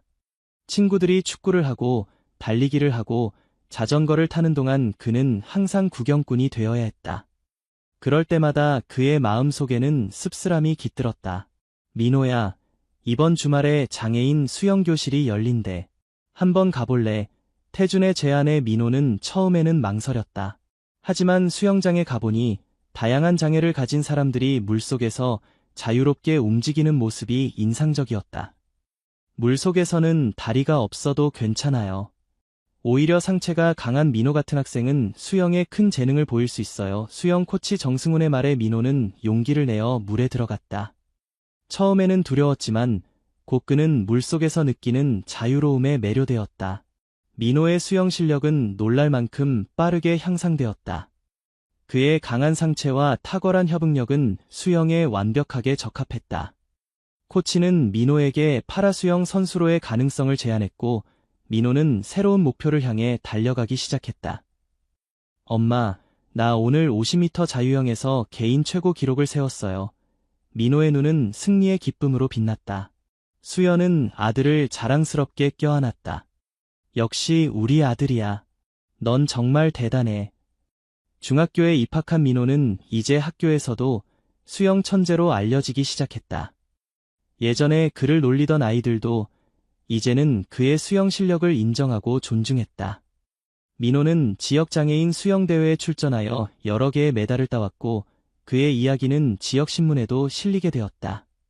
두 다리 없이 태어나 수영으로 새 인생을 찾은 소년, 김민호. 신문기사의 제목은 민호에게 새로운 자신감을 주었다. 그는 더 이상 자신의 장애를 숨기거나 부끄러워하지 않았다. 오히려 그것이 자신을 독특하고 특별하게 만드는 부분임을 받아들이기 시작했다.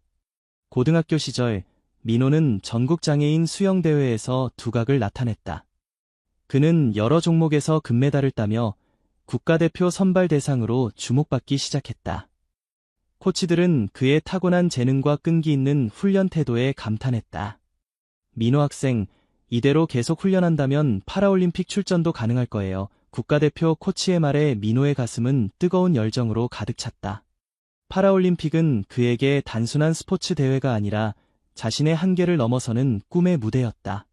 아빠, 나 파라올림픽에 나가고 싶어요. 우리나라를 대표해서 메달을 따고 싶어요. 민호의 진지한 고백에 태주는 깊은 감동을 느꼈다. 그래, 민호야.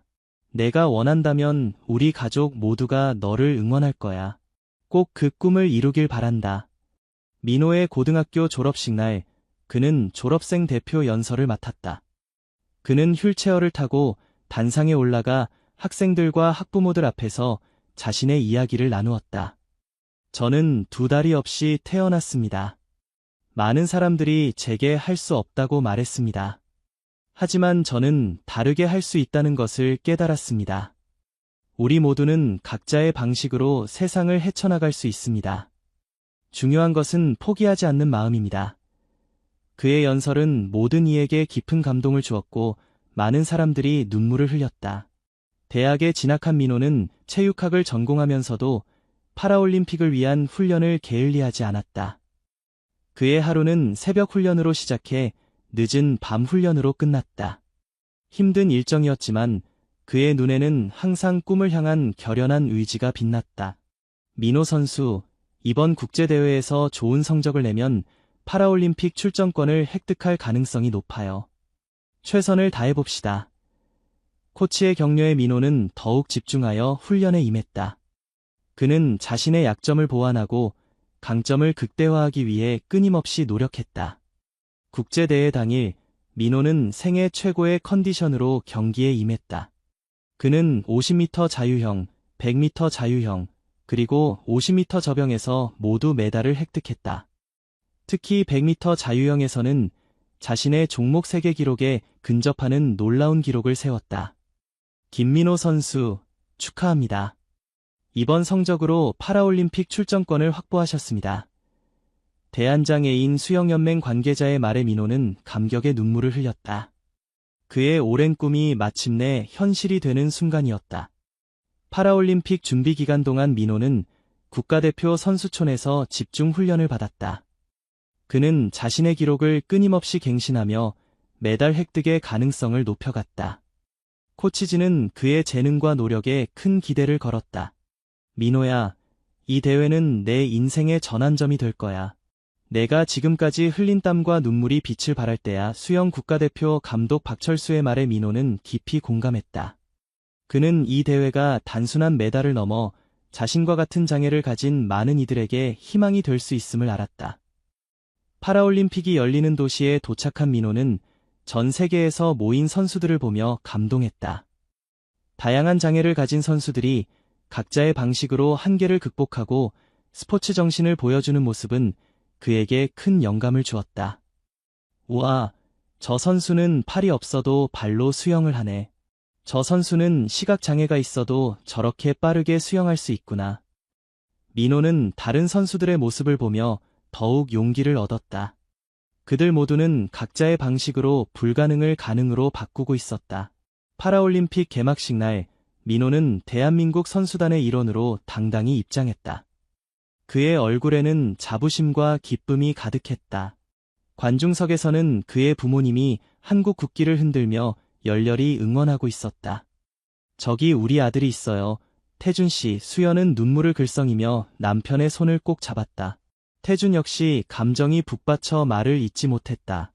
그들의 작은 아들이 세계적인 무대에 선 모습은 그 어떤 말로도 표현할 수 없는 기쁨이었다. 민호의 첫 경기는 100m 자유형이었다. 그는 경기 전 심호흡을 하며 자신을 다잡았다. 지금까지 흘린 모든 땀과 눈물이 이 순간을 위한 것이었다. 최선을 다하자 그는 마음속으로 다짐했다. 출발 신호가 울리자 민호는 물속으로 뛰어들었다. 그의 팔은 완벽한 리듬으로 물을 가르며 앞으로 나아갔다. 주변의 소리, 관중의 함성, 모든 것이 사라지고 오직 물과 자신만이 존재하는 듯했다. 김민호 선수, 놀라운 스피드로 앞서 나가고 있습니다. 마지막 25m, 그는 선두 자리를 지키고 있습니다. 아나운서의 흥분된 목소리가 경기장을 가득 채웠다. 민호는 마지막 힘까지 쏟아부으며 골인 지점을 향해 돌진했다. 터치패드를 터치한 순간 민호는 숨을 헐떡이며 고개를 들어 전광판을 바라보았다. 그리고 그 순간 모든 것이 멈춘 듯했다. 전광판에는 1위, 김민호, KOR 라는 글자와 함께 새로운 파라올림픽 기록이 표시되어 있었다. 대한민국의 김민호 선수, 파라올림픽 신기록으로 금메달을 획득했습니다. 이것은 대한민국 수영 역사상 최초의 파라올림픽 금메달입니다. 아나운서의 목소리는 흥분으로 가득 차 있었고 경기장은 열광의 도가니로 변했다. 민호는 현실감 없이 주변을 둘러보았다. 관중석에서는 한국 응원단이 태극기를 흔들며 환호성을 지르고 있었다. 코치진은 기쁨에 겨워 서로를 껴안고 있었다. 그것은 민호에게 꿈만 같은 순간이었다. 시상식에서 금메달을 목에 걸고 태극기가 올라가는 모습을 보며 민호의 눈에는 뜨거운 눈물이 고였다. 그것은 단순한 스포츠 승리를 넘어 그의 모든 고난과 도전을 이겨낸 승리의 순간이었다. 지금 이 순간을 위해 살아왔어. 국가가 울려 퍼지는 동안 민호는 마음속으로 중얼거렸다. 그리고 그 순간 그는 결심했다. 이것은 끝이 아니라 새로운 시작이라고. 파라올림픽에서 민호는 총 3개의 금메달과 1개의 은메달을 획득하며 대회의 스타로 떠올랐다. 그의 이야기는 전 세계 언론의 주목을 받았고 특히 다리 없이 태어나 세계 최고의 수영 선수가 된 여정은 많은 이들에게 감동을 주었다. 김민호 선수, 어떻게 이런 역경을 이겨내고 성공할 수 있었나요? 국제 기자회견에서 한 기자가 물었다. 민호는 잠시 생각하다가 미소를 지으며 대답했다. 저에게는 장애가 아니라 다른 방식의 삶이 주어졌다고 생각합니다. 중요한 것은 자신에게 주어진 조건 속에서 최선을 다하는 것이라고 믿습니다. 한국으로 돌아온 민호는 국민적 영웅으로 환영받았다. 공항에는 수많은 팬과 취재진이 그를 기다리고 있었고 정부에서는 특별 포상을 준비했다. 민호에게 그것은 모두 꿈 같은 일이었다. 민호야, 너는 정말 대단한 일을 해냈어. 엄마 아빠는 내가 너무 자랑스러워. 집에 돌아와 부모님과 함께하는 시간에 수연은 아들을 꼭 껴안으며 말했다. 태준의 눈에도 자랑스러운 눈물이 맺혔다. 민호의 성공 이후 그는 자신과 같은 장애를 가진 아이들을 돕는 재단을 설립하기로 결심했다. 그는 자신의 경험과 지식을 나누고 그들에게 꿈과 희망을 전하고 싶었다. 저는 제가 받은 사랑과 지원을 다시 돌려주고 싶습니다. 모든 아이들이 자신의 한계를 넘어 꿈을 이룰 수 있도록 돕고 싶습니다. 재단 설립 기자회견에서 민호는 진심을 담아 말했다. 민호의 재단 날개는 장애 아동들에게 수영 교육과 재활 프로그램을 제공했다. 그는 직접 아이들을 지도하며 그들에게 꿈과 용기를 심어주었다. 아이들은 민호를 보며 자신들도 할 수 있다는 믿음을 갖게 되었다. 민호 선생님, 저도 선생님처럼 파라올림픽에 나가고 싶어요. 한 어린 소년이 민호에게 말했다. 그 소년 역시 선천적으로 다리가 없었다. 민호는 소년의 머리를 쓰다듬으며 미소 지었다. 그럼 우리 함께 노력해보자. 너도 반드시 할 수 있을 거야. 재단 활동과 함께 민호는 강연자로도 활동하기 시작했다. 그는 학교, 기업, 그리고 다양한 단체에서 자신의 이야기를 나누며 많은 이들에게 영감을 주었다. 그의 메시지는 단순했다. 한계는 우리 마음이 만드는 것이다. 진정한 장애는 포기하는 마음이다. 민호의 강연은 항상 감동과 희망으로 가득 찼다. 그는 자신의 고통과 좌절, 그리고 그것을 극복한 과정을 솔직하게 나누었다. 그의 이야기는 장애인뿐만 아니라 모든 사람들에게 깊은 울림을 주었다. 저는 어린 시절 종종 왜 하필 나일까? 라고 생각했습니다. 하지만 이제는 왜 하필 나여야 했는지 알게 되었습니다. 제가 다른 이들에게 희망이 될 수 있기 때문입니다. 그의 말에 청중들은 눈물을 흘리며 기립박수를 보냈다. 민호는 계속해서 훈련을 이어가며 다음 파라올림픽을 준비했다. 그는 자신의 기록을 갱신하고 더 많은 메달을 획득하기 위해 노력했다. 하지만 이제 그에게 진정한 목표는 메달 그 이상이었다. 이제 저에게 중요한 것은 메달이 아니라 제가 얼마나 많은 사람들에게 희망과 용기를 줄 수 있는가입니다. 한 인터뷰에서 민호는 진심을 담아 말했다. 그의 목표는 이제 더 큰 세상을 향해 있었다. 그러던 어느 날 민호는 의료기술 전시회에 초청되었다. 그곳에서 그는 최첨단 보조 의족에 대한 정보를 접하게 되었다. 이것은 생체공학 기술을 활용한 최신 의족입니다.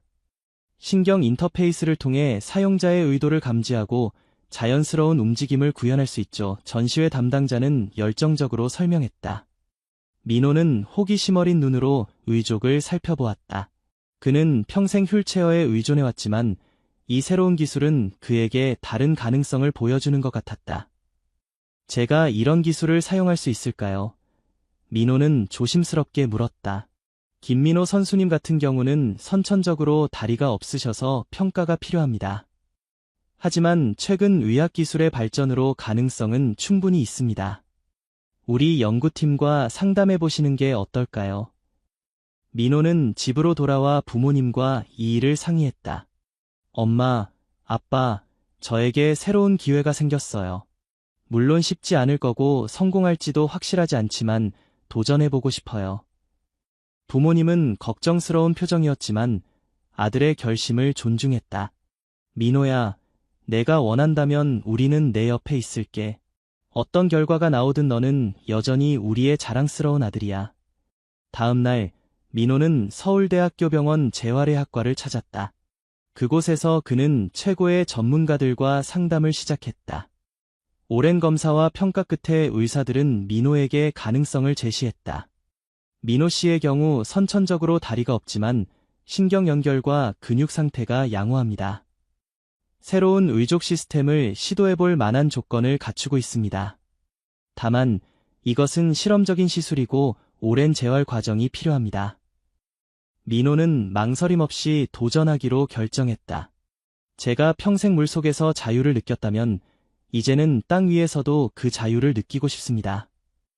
수술 당일 민호는 침대에 누워 병실 천장을 바라보며 깊은 생각에 잠겼다. 그에게 이 수술은 단순한 의학적 시술이 아니라 새로운 삶의 시작이었다. 수연과 태주는 수술실 밖에서 초조하게 기다렸다. 이 아이가 태어날 때부터 얼마나 많은 어려움을 겪었는지, 그리고 이제 또 다른 도전을 시작하네요. 수연은 떨리는 목소리로 말했다. 태주는 아내의 손을 꼭 잡았다. 우리 아들은 항상 불가능을 가능으로 바꿔왔어요. 이번에도 그럴 거예요. 수술은 12시간 넘게 계속되었다. 의사들은 민호의 신경과 근육을 최첨단 의족 시스템에 연결하는 복잡한 작업을 진행했다. 마침내 수술이 끝났을 때 주치의는 지친 표정이지만 미소를 지으며 수술실에서 나왔다. 수술은 성공적이었습니다. 하지만 이제부터가 진짜 시작입니다. 민호 씨가 의족을 제어하고 걷는 법을 배우는 과정은 매우 길고 어려울 것입니다. 회복실에서 깨어난 민호는 자신의 몸에 연결된 의족을 바라보았다. 그것은 아직 그의 일부가 되지 않은 이질적인 존재처럼 느껴졌다. 하지만 그의 마음속에는 희망의 불씨가 타오르고 있었다. 이제 시작이야. 그는 작은 소리로 중얼거렸다. 재활 과정은 민호가 상상했던 것보다 훨씬 더 고통스럽고 어려웠다. 그는 매일 몇 시간씩 의족과 자신의 신경 시스템을 동기화하는 훈련을 받았다. 그의 뇌는 한 번도 사용해 본 적 없는 다리를 제어하는 방법을 배워야 했다. 다시 한번 민호 씨 의족을 움직이려고 생각하세요. 당신의 뇌에서 보내는 신호가 의족의 센서에 감지되도록 집중하세요. 재활치료사 이지연은 끊임없이 격려했다. 처음 몇 주 동안 민호는 좌절감에 자주 빠졌다. 그는 물속에서는 세계 챔피언이었지만 지금은 작은 발가락 하나 움직이는 것조차 어려웠다. 그러나 그는 결코 포기하지 않았다. 저는 평생 불가능해 보이는 일들을 해왔어요. 이것도 그중 하나일 뿐이에요. 그는 자신을 다독이며 계속해서 도전했다. 수술 후 3개월, 민호는 마침내 의족을 이용해 첫 발걸음을 내딛었다. 그는 평행봉 사이에서 땀을 흘리며 온 힘을 다해 한 발 앞으로 나아갔다. 그 순간은 고통스러웠지만 그의 얼굴에는 형언할 수 없는 기쁨이 가득했다. 민호 씨, 해냈어요. 첫걸음을 떼셨어요. 이지연은 감격의 찬 목소리로 외쳤다. 민호의 눈에서는 눈물이 흘러내렸다. 그것은 평생 처음으로 자신의 의지로 땅을 딛는 느낌이었다. 정말 대단해요. 이런 느낌이었군요. 그날 이후 민호의 재활은 더욱 가속화되었다. 그는 매일 조금씩 더 많은 거리를 걸을 수 있게 되었고 의족을 제어하는 능력도 향상되었다. 6개월이 지났을 때 그는 지팡이의 도움을 받아 병원 복도를 걸을 수 있게 되었다. 놀라운 진전이에요. 민호 씨, 당신은 정말 특별한 환자입니다. 담당 의사 김주원은 감탄했다. 이 정도 속도라면 1년 내에 완전히 독립적으로 걸을 수 있을 겁니다. 하지만 민호의 목표는 그보다 더 컸다. 저는 그냥 걷는 것만으로는 만족할 수 없어요. 달리고 싶어요. 그리고 언젠가는 다른 사람들 앞에서 제 이야기를 나누고 싶어요. 두 발로 서서. 수술 후 1년, 민호는 기적과도 같은 진전을 보였다. 그는 이제 지팡이 없이도 안정적으로 걸을 수 있었고 심지어 짧은 거리를 달릴 수도 있게 되었다. 그의 의족은 이제 완전히 그의 일부가 된 것 같았다. 민호야, 내가 이렇게까지 회복할 줄은 몰랐어. 태주는 아들이 공원을 걷는 모습을 보며 감격스러워했다. 내가 태어났을 때 우리는 내가 평생 휠체어에 의존해야 할 거라고 생각했어. 하지만 넌 항상 우리의 예상을 뛰어넘었지. 민호는 미소를 지으며 대답했다. 아빠, 저는 제 한계가 어디인지 아직 모르겠어요. 아마 한계는 없는 건지도 모르겠어요. 그의 놀라운 회복 과정은 뉴스와 소셜미디어를 통해 빠르게 퍼져나갔다. 두 다리 없이 태어나 파라올림픽 금메달리스트가 된 수영 선수, 이제는 두 발로 걷다. 많은 사람들이 그의 이야기에 감동했고 그는 다시 한번 희망의 상징이 되었다. 민호는 자신의 경험을 나누기 위해 특별한 강연을 준비했다. 그것은 그가 의족을 얻은 이후 처음으로 대중 앞에 서는 자리였다. 행사장은 그의 이야기를 듣기 위해 모인 수많은 사람들로 가득 찼다. 무대 뒤에서 긴장한 민호는 심호흡을 했다. 그는 지금까지 휠체어를 타고 무대에 올랐지만 오늘은 달랐다. 오늘은 그가 두 발로 서서 자신의 이야기를 나눌 첫 번째 날이었다. 소개합니다. 파라올림픽 금메달리스트이자 불가능을 가능으로 바꾼 영웅 김민호 선수입니다. 사회자의 소개가 끝나고 무대에는 잠시 침묵이 흘렀다. 그리고 민호가 두 발로 걸어서 무대에 등장했다. 그 순간 행사장은 완전한 정적에 휩싸였다. 사람들은 믿을 수 없다는 듯 그를 바라보았다.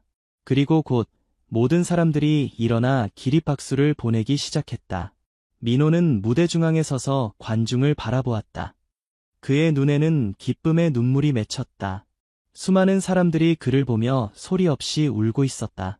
그것은 단순한 감동을 넘어선 인간의 의지와 가능성에 대한 경외였다. 안녕하세요. 저는 김민호입니다. 그는 떨리는 목소리로 말을 시작했다. 저는 오늘 여러분께 제 이야기를 나누고 싶습니다. 불가능해 보이는 꿈을 꾸고 그것을 향해 나아가는 여정에 대한 이야기를요. 그의 강연은 웃음과 눈물, 그리고 희망으로 가득 찼다. 그는 자신의 어린 시절부터 파라올림픽 금메달, 그리고 최첨단 의족을 받기까지의 여정을 솔직하게 나눴다. 저는 항상 물속에서 자유를 느꼈습니다. 수영은 제게 다리가 필요 없는 유일한 장소였으니까요. 하지만 이제 저는 땅 위에서도 그 자유를 느낍니다. 이것은 제게 두 번째 삶을 선물한 것과 같습니다. 강연을 마치며 민호는 무대 위를 걸어다니며 말했다. 여러분, 우리 모두에게는 한계가 있습니다. 하지만 그 한계는 우리가 생각하는 것보다 훨씬 더 멀리 있습니다. 저는 제 한계를 끊임없이 시험해왔고 그 과정에서 불가능한 것은 없다는 것을 배웠습니다. 그의 마지막 말이 끝나자 행사장은 다시 한번 기립박수로 가득 찼다. 많은 사람들의 얼굴에는 눈물이 흘러내리고 있었다. 그것은 단순한 감동을 넘어 인간의 무한한 가능성에 대한 경외였다. 무대에서 내려온 민호를 부모님이 기다리고 있었다. 수연은 아들을 꼭 안으며 속삭였다. 내가 태어났을 때 많은 사람들이 내 미래를 걱정했어. 하지만 너는 모든 것을 뛰어넘었구나. 엄마는 내가 너무 자랑스러워. 태준도 눈물을 참지 못하며 아들을 안았다. 민호야, 너는 정말 기적을 만들어냈어. 내가 우리 아들이라는 것이 얼마나 큰 축복인지 몰라. 민호는 부모님을 꼭 안으며 말했다. 저는 부모님이 계셨기에 여기까지 올 수 있었어요. 부모님의 사랑과 믿음이 저를 지금의 모습으로 만들었어요. 그날 이후 민호의 인생은 더욱 풍요로워졌다.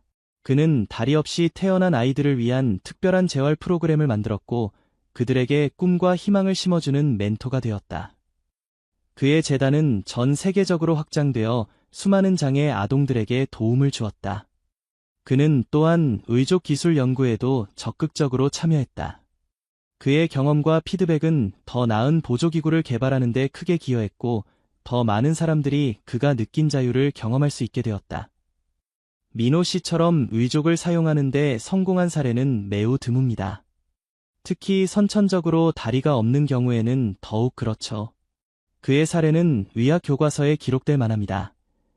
김주원 의사는 의학 컨퍼런스에서 민호의 사례를 발표하며 말했다. 민호의 이야기는 책으로도 출간되어 베스트셀러가 되었다. 두 번의 기적, 한계를 넘어선 여정이라는 제목의 이 책은 많은 사람들에게 영감을 주었고 여러 언어로 번역되어 전 세계에 퍼져나갔다. 그는 가끔 스스로에게 물었다. 내가 두 다리를 가지고 태어났다면 어땠을까? 하지만 그 질문에 대한 답은 항상 같았다. 아마 지금처럼 특별한 인생을 살지 못했을 거야. 내 장애는 내게 축복이었어. 민호의 삶은 계속해서 새로운 도전으로 가득 찼다. 그는 의족 기술이 발전함에 따라 더 다양한 활동에 도전했다. 그는 수영뿐만 아니라 달리기, 자전거 타기, 심지어는 등산까지 시도했다. 저는 이제 제 몸의 모든 가능성을 탐험하고 싶어요. 그리고 다른 사람들도 그들의 한계를 넘어설 수 있도록 도와주고 싶어요. 그는 한 인터뷰에서 말했다. 몇 년 후, 민호는 특별한 도전을 준비했다. 그것은 한라산 등반이었다. 의족을 착용한 채로 한국의 가장 높은 산을 오르는 것은 그에게 또 다른 불가능에 대한 도전이었다. 등반 당일, 많은 언론과 팬들이 그를 지켜보기 위해 모였다. 민호는 전문 등반가들의 도움을 받으며 천천히 산을 오르기 시작했다. 그것은 육체적으로도 정신적으로도 극도로 힘든 도전이었다. 절대 포기하지 마세요, 민호 씨. 당신은 이미 불가능한 일을 여러 번 해냈잖아요. 등반 코치는 그를 격려했다. 험난한 여정 끝에 민호는 마침내 한라산 정상에 도달했다. 그는 태극기를 들고 자신의 성취를 축하했다. 그 모습은 전국에 생중계되었고 많은 사람들은 또다시 그의 불굴의 의지에 감동했다. 저는 오늘 모든 장애인들을 위해 이 산에 올랐습니다. 우리 모두는 우리만의 한라산을 가지고 있습니다. 그리고 우리는 그것을 정복할 수 있습니다. 정상에서 그는 카메라를 향해 말했다. 민호의 삶은 끊임없는 도전과 성취의 연속이었다. 그는 두 다리 없이 태어났지만 그것이 그의 한계가 되지 않았다. 오히려 그것은 그를 더 강하게, 더 특별하게 만들었다. 그의 이야기는 수많은 사람들에게 희망과 용기를 주었다. 장애를 가진 아이들은 그를 롤모델로 삼았고 부모들은 그의 이야기를 통해 자신의 아이들에게도 가능성이 있음을 믿게 되었다. 민호가 40세가 되던 해 그는 자신의 재단을 통해 특별한 행사를 개최했다. 그것은 전국의 장애 아동들을 초대해 그들의 꿈과 희망을 나누는 자리였다. 행사장에는 다양한 장애를 가진 아이들이 모였다. 그들 중 많은 아이들이 민호처럼 선천적 장애를 가지고 있었고 일부는 사고로 인한 후천적 장애를 가지고 있었다. 하지만 그들 모두의 눈에는 꿈과 희망이 빛나고 있었다. 민호는 무대에 올라 아이들을 바라보았다. 그는 예전의 자신을 그 아이들에게서 보았다. 불확실한 미래에 대한 두려움, 하지만 그 속에서도 빛나는 가능성. 여러분, 저는 여러분과 같은 아이였습니다. 많은 사람들이 제게 할 수 없다고 말했지만 저는 다르게 할 수 있다는 것을 보여주었습니다. 여러분도 마찬가지입니다. 여러분은 모두 특별하고 무한한 가능성을 가지고 있습니다. 그의 말이 끝나자 아이들은 열광적인 박수를 보냈다. 그들의 눈에는 감동의 눈물과 함께 새로운 결심이 빛나고 있었다. 행사가 끝난 후 한 어린 소녀가 민호에게 다가왔다. 그녀도 민호처럼 두 다리 없이 태어났다. 민호 삼촌, 저도 삼촌처럼 될 수 있을까요? 민호는 소녀를 바라보며 미소 지었다. 물론이지. 너는 나보다 더 대단한 사람이 될 거야. 내 안에는 무한한 가능성이 있어. 민호의 삶은 그가 태어날 때부터 기적의 연속이었다. 두 다리 없이 태어나 세계 최고의 수영 선수가 되고 첨단 의족으로 걷게 되기까지 그는 끊임없이 자신의 한계를 뛰어넘었다. 그의 이야기는 많은 사람들에게 감동과 희망을 주었고 그것은 그의 가장 큰 성취였다. 그는 자신의 고통과 도전을 통해 다른 이들에게 빛이 되었다. 민호가 종종 말했듯이 진정한 장애는 신체에 있지 않습니다. 그것은 마음에 있습니다. 우리가 마음속 장벽을 넘어설 때 우리는 어떤 것도 성취할 수 있습니다. 그의 삶은 그 말에 살아있는 증거였다. 두 다리 없이 태어난 소년이 불가능을 가능으로 바꾸고 전 세계에 희망을 전파한 이야기. 그것은 진정한 기적이었다. 그리고 그 순간 모든 사람들이 소리 없이 울었다.